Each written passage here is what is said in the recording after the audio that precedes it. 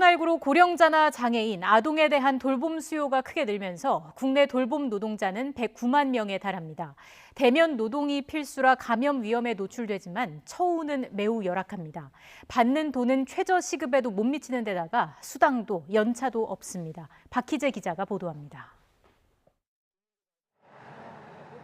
올해로 노인 돌봄 요양을 해온 지 13년이 되는 길민정 씨. 최근에는 80kg이 넘는 환자를 침대에서 화장실로 목욕까지 도우며 하루하루를 보내왔습니다. 한 달을 일해 손에 쥐는 돈은 200만 원을 겨우 넘는 수준. 최저시급에 법정수당을 합친 금액보다 30만 원이 모자랍니다. 코로나19로 인해 1년 반 동안 고위험 군인 어르신들을 돌보면서 행여 병을 옮길까 사적 모임을 피해왔는데도 위험수당은 꿈도 못 꿉니다. 나갔다 들어왔다 하면서 이분들이 대중교통을 이용해야 되고 자기 차가 없는 분들은 항상 불안하죠. 그런 게 진짜 위험을 무릅쓰고 다니는 거잖아요. 주 60시간을 채워 일하는 아이돌봄이들은 연차와 사대보험, 퇴직금 같은 기본적인 처우마저 보장받지 못합니다. 여성가족부가 정한 올해 아이돌봄 시급은 최저시급보다 10원 많은 8,730원. 3년 전엔 예산을 이유로 교통비 지원마저 끊겨 여러 가정을 다니는 돌보미들은 1시간치 급여를 고스란히 길 위에 쏟아붓습니다.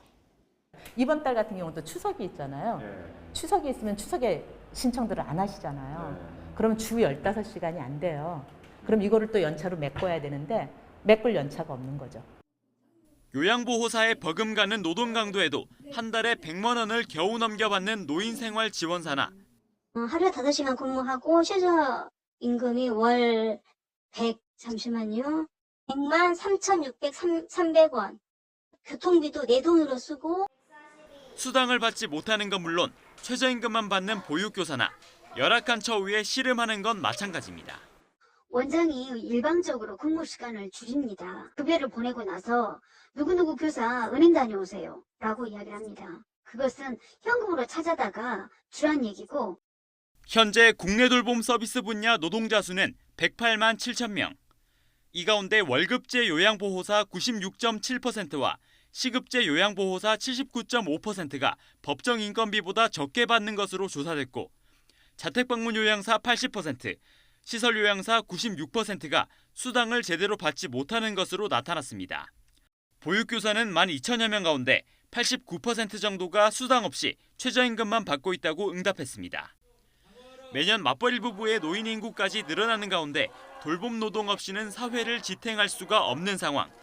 돌봄 노동자들은 국가가 나서서 노동 가치에 걸맞은 대우를 해줘야 한다고 호소합니다. 국가가 인정한 전문 인력입니다.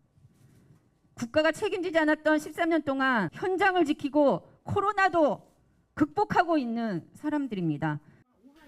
돌봄 노동자는 처우 개선과 임금 향상을 요구하면서 앞으로 열흘 동안 청와대 앞에서 1인 시위를 이어갈 예정입니다.